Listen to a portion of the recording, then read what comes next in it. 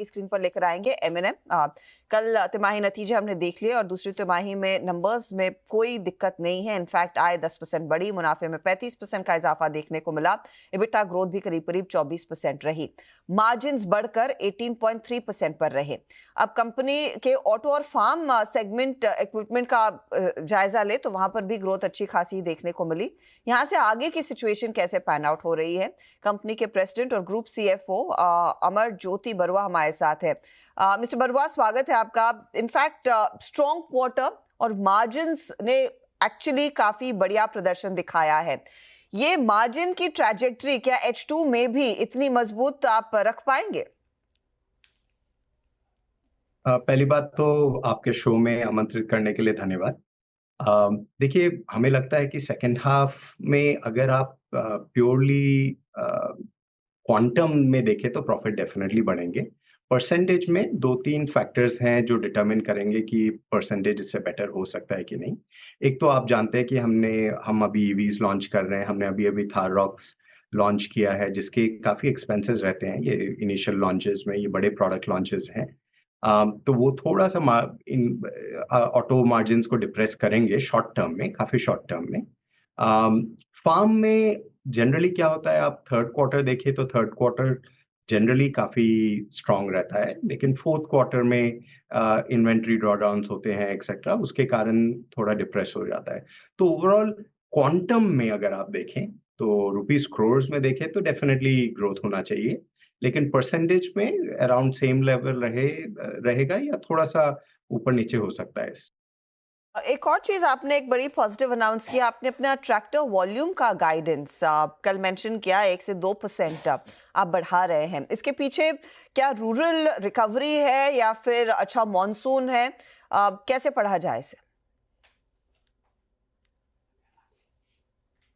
सबसे पहला तो रिजर्वर लेवल्स काफी हाई हैं अभी। रिजर्वर लेवल्स वो हमेशा कॉन्फिडेंस देते हैं फार्मर्स को।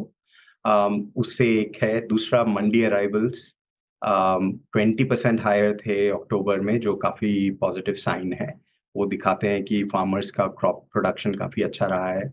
और जनरली अगर आप देखें तो बाइंग बिहेवियर भी अभी अक्टूबर रिकॉर्ड ट्रैक्टर सेल्स हुए थे। फार्म इक्विपमेंट में भी हमको काफी ग्रोथ दिख रहा है। तो ये सब इंडिकेटर्स हैं कि फार्म सेगमेंट में अगर आप देखें, रूरल इकोनॉमी में देखें, थोड़ा काफी पॉजिटिव मोमेंटम रहा है। साथ ही मैं आपसे ये पूछना चाहूंगी, अब आपकी इस समय इन्वेंट्री लेवल्स क्या है डीलरशिप पर? क्योंकि वो एक कंसर्न उभर कर आया था कि काफी सारी इन्वेंट्री पाइल अप हो चुकी थी पिछले कुछ महीनों में। देखिए, डीलर लेवल्स अगर आप देखें तो अभी अक्टूबर के एंड में डीलर लेवल्स हमारे जो नॉर्मल टारगेट लेवल से उससे कम ही है। तो अक्टूबर रिटेल्स काफी स्ट्रांग रहे हैं। उसके कारण डीलर लेवल्स अभी काफी लो हैं, और इनफैक्ट उससे हमको कॉन्फिडेंस और आ रहा है कि वॉल्यूम ग्रोथ कंटिन्यू करेगा। जनरली नवंबर दिसंबर थोड़ा स्लो डाउन हो जाता है, क्योंकि लोग वेट करते हैं मॉडल चेंज के लिए, ईयर चेंज के लिए। लेकिन अगर आप रिटेल स्ट्रेंथ देखें अक्टूबर से, उससे थोड़ा कॉन्फिडेंस आता है कि वॉल्यूम लेवल्स इंक्रीज होंगे। और अगर आप फिर देखें फार्म में अक्टूबर परफॉर्मेंस तो बहुत ही बढ़िया था। उससे भी काफी डीलर लेवल्स डाउन हो गए हैं, और उससे फार्म में बढ़ोतरी होनी चाहिए। तो ओवरऑल लगता है मुझे कि फार्म डीलर इन्वेंट्री हमारे लिए ज़्यादा बड़ा कंसर्न नहीं है। देखिए, मैं ये भी बोलना चाहूँगा कि हम काफ़ी फोकस्ड है इसमें। तो जब भी डीलर लेवल्स हमारे इंटरनल टारगेट से थोड़ा भी हायर होते हैं, तो हम उनको वहाँ पे ऑटोमेटिकली स्लो डाउन कर देते हैं। हमारे हिस्टोरिकल लर्निंग्स के बेसिस पे ठीक है। ये डिसिप्लिन आ मैं गया बरुआ है जी कंपनी आपसे में। पूछना तो चाहूंगी, जहां पर डीलर आपका सबसे ज्यादा फोकस रहा है वो आपके एसयूवी सेगमेंट पर है, और एसयूवी मार्केट में हमने देखा है मार्केट शेयर आपका बढ़ तो रहा है, लेकिन कंपटीशन भी तेजी से बढ़ रहा है, and the competition is offering very good discounts. तो अब आपकी रणनीति क्या रहने वाली है? क्या वो नए लॉन्चेस के जरिए आप अपने मार्केट शेयर को और मजबूत रखना चाहेंगे? ये लीडरशिप कैसे मेंटेन होगी? इसमें देखिए, product is the main thing. ये हमारी लर्निंग रही है। अगर आप डिफरेंशिएटेड प्रोडक्ट क्रिएट करेंगे, हम बहुत क्लियरली हमने बोला है कि हम पहली बात तो एसयूवीज में ही फोकस करेंगे, और एसयू विद इन एसयूवीज हम चाहते हैं कि इंडियन कंज्यूमर को एक डिफरेंशिएटेड एक्सपीरियंस हो, just run of the mill product offering नहीं हम इंट्रोड्यूस करना चाहते हैं। तो इसलिए हम काफ़ी टाइम लेते हैं अपने प्रोडक्ट लॉन्चेस में। आपने देखा होगा थॉररॉक्स का रिस्पॉन्स जो रहा है वो it is not a normal product response, क्योंकि वो एक बहुत डिफरेंशिएटेड प्रोडक्ट हमने इंट्रोड्यूस किया है। या तो मैं नो नॉट एट ऑल, उसमें तो ऑफ कोर्स वो दिख ही रहा है, आपके नंबर्स कह ही रहे हैं। लेकिन ईवी सेगमेंट को लेकर आपने ऑफ कोर्स कुछ खुलासा किया कि जल्द ही कुछ और प्रोडक्ट्स आएंगे। यहाँ पर मार्जिन्स की पिक्चर कैसी उभर कर आ रही है आपकी ईवी सेगमेंट को लेकर, और किस तरह के लॉन्चेस में एक्सपेक्ट करूं? जरूर।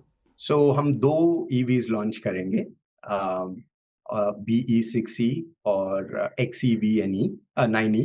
ये दोनों लॉन्च होंगे 26 नवंबर को। सो हम काफ़ी एक्साइटेड है उनसे। देखिए, ईवीज में हमें मार्केट डेवलपमेंट करना पड़ेगा। ये ओवरऑल इंडस्ट्री को मार्केट डेवलपमेंट करना पड़ेगा। थोड़ा इंडिया में इन पर्टिकुलर रेंज एंजाइटी काफ़ी एक फैक्टर है। तो एक तो ये नए प्रोडक्ट्स रेंज एंजाइटी ले जाएंगे, ये एक फैक्टर काफ़ी हद तक सॉल्व हो जाएगा। और आपने देखा ही है एक कंपेटिटर ने काफ़ी अच्छा प्रोडक्ट लॉन्च किया है, उसका रिस्पॉन्स भी काफ़ी अच्छा रहा है इसी कारण से, क्योंकि रेंज एंजाइटी डेफिनेटली अब एड्रेस हो रहा है। दूसरा आएगा उसके बाद क्या फीचर्स, ईवी क्या डिफरेंशिएशन ला सकता है।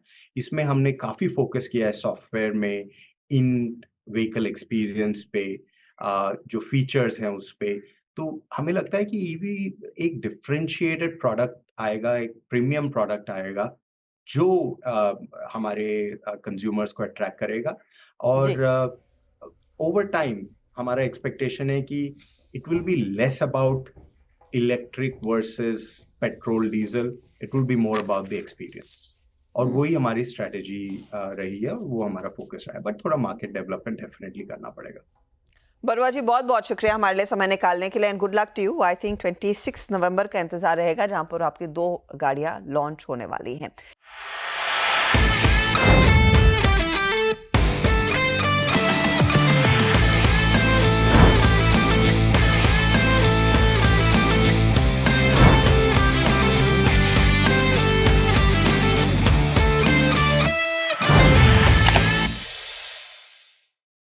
बता दें कि मनी कंट्रोल पर दिए गए विचार एक्सपर्ट्स के अपने निजी विचार होते हैं। वेबसाइट या मैनेजमेंट इसके लिए उत्तरदायी नहीं है। यूजर्स को मनी कंट्रोल की सलाह है कि कोई भी निवेश निर्णय लेने से पहले सर्टिफाइड एक्सपर्ट की सलाह लें।